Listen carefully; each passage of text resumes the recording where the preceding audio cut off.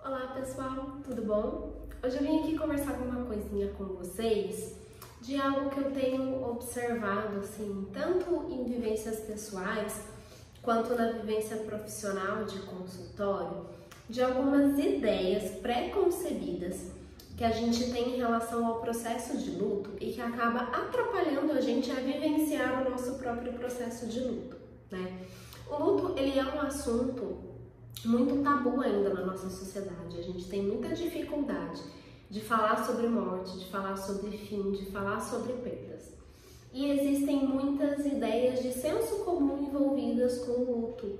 E o quanto eu tenho percebido que alguns pacientes ficam tão presos a essas ideias, e isso pode, por sinal, acontecer com você, ou já ter acontecido, ou acontecer com alguém que você conheça que esteja passando por um luto, e o quanto isso dificulta a fluidez do processo, né? Então vamos lá. O luto, ele é um processo de adaptação diante de alguma perda que seja significativa, que envolva algum vínculo significativo. Isso não é exclusivo para casos de morte. Então o luto não acontece apenas com a perda por morte. Eu acho que essa é a primeira ideia que faz com que muitas pessoas estejam vivenciando processos de luto e não tenham consciência disso. Então, se você perdeu um emprego que era muito importante para você, que era muito significativo, ou simplesmente, porque era o que sustentava a tua casa e agora você está diante dessa situação de instabilidade, sem segurança, isso é um processo de luto, Envolve uma perda muito significativa, deixou um vazio, acarretou uma adaptação necessária na sua vida, com a qual agora você precisa lidar. Se você terminou um relacionamento ou terminaram com você está tendo que lidar com esse vazio, com essa perda, isso também é um processo de luto. Então, o luto não é exclusivo para morte, tá? Para casos de morte. Assim como a manifestação do luto não é única e exclusivamente através do choro, através da tristeza, através do humor deprimido. Existe uma diversidade muito grande de manifestações do luto. O luto, ele vai bagunçar a sua vida em todos os âmbitos. Então você vai ter manifestações emocionais que não são apenas o choro. Você pode sentir raiva, você pode sentir culpa, você pode sentir até alívio, dependendo do contexto em que a perda aconteceu, tá? Você vai ter manifestações na sua saúde física, você pode apresentar dores físicas decorrentes da dor da perda, tá? Você pode sentir um cansaço muito grande, uma desorganização, uma falta de concentração. Você vai ter manifestações sociais, O isolamento é uma das manifestações mais comuns de acontecer durante um processo de luto, a pessoa querer ficar ali mais quietinha no canto dela, tá? Manifestações espirituais, pode ser que você sonhe com a pessoa, que você tenha algumas vivências com as quais você não consiga nem explicar de forma racional, Então a gente tem manifestações de todos os tipos em todas as áreas da vida. O que eu percebo são muitos pacientes chegando com a ideia de eu não tô me sentindo triste, eu não tô chorando, será que eu não tô enlutado? E daí, se eu não tô enlutado, isso significa que eu não amava a pessoa a qual eu perdi, Estar de luto, ficar triste o tempo todo, não é algo real. O luto, ele é muito oscilatório, ele não é linear, Então você vai ter momentos em que você vai ficar um pouco mais triste, mais direcionada para a perda.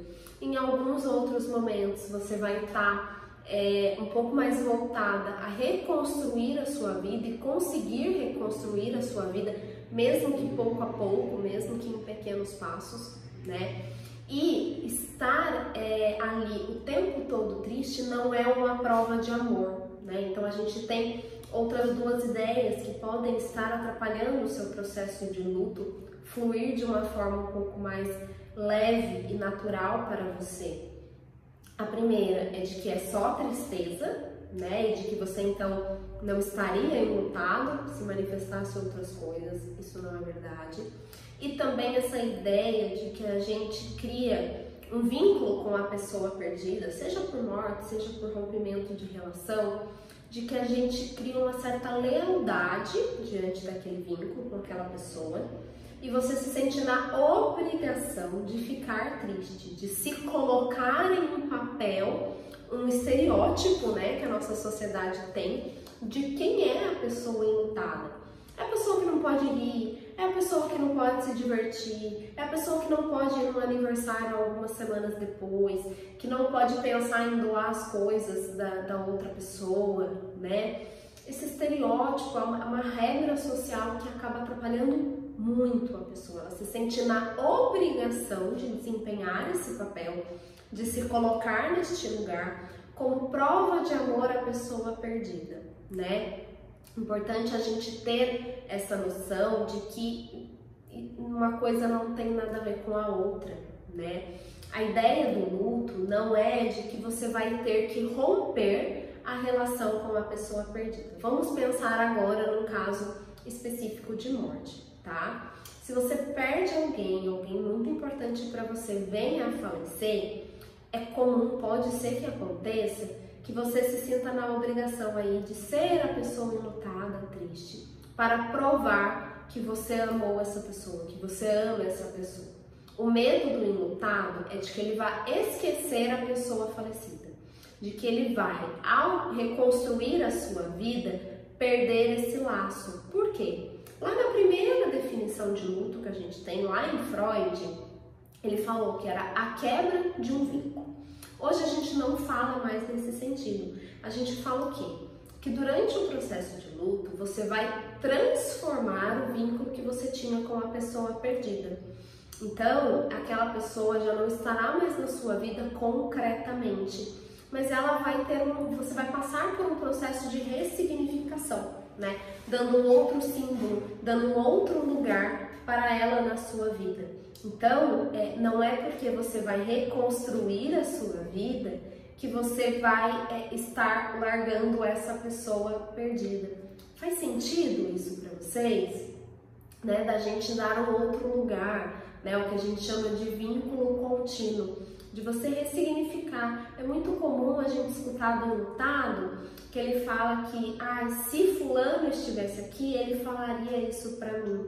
Uma espécie de bússola, né? Uma internalização desse relacionamento que antes acontecia aqui, no meio externo, né? Quando você começa a ter essa noção de que você pode transformar o seu vínculo e não necessariamente romper, o enlutado pode então se sentir um pouco livre dessa necessidade de prova de amor através da tristeza. E por fim, um outro fator que pode estar atrapalhando o seu processo é a noção de que existe um tempo pré-definido e padrão de duração do luto.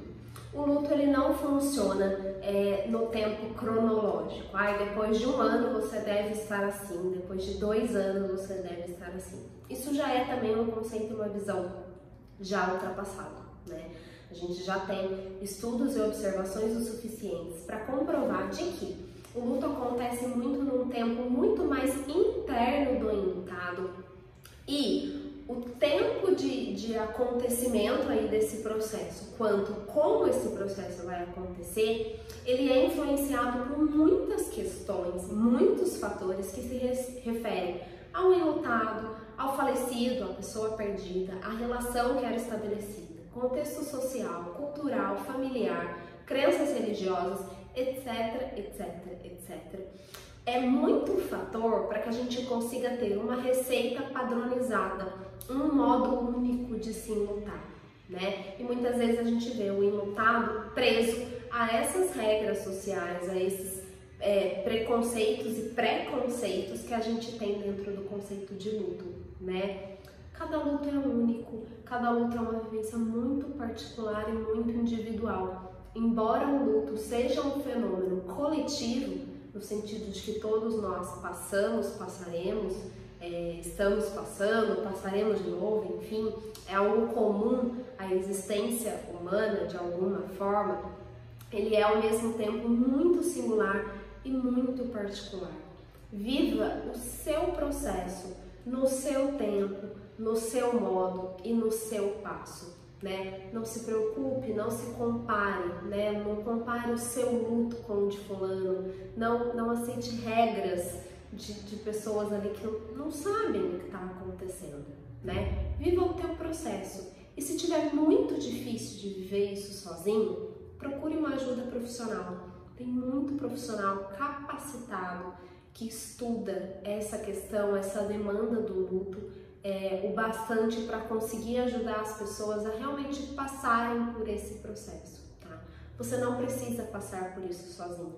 O luto precisa de gente também. Espero que esse conteúdo tenha te ajudado. Espero que esse conteúdo ajude muitas pessoas a se desprenderem dessas regras que podem atrapalhar esse teu processo interno.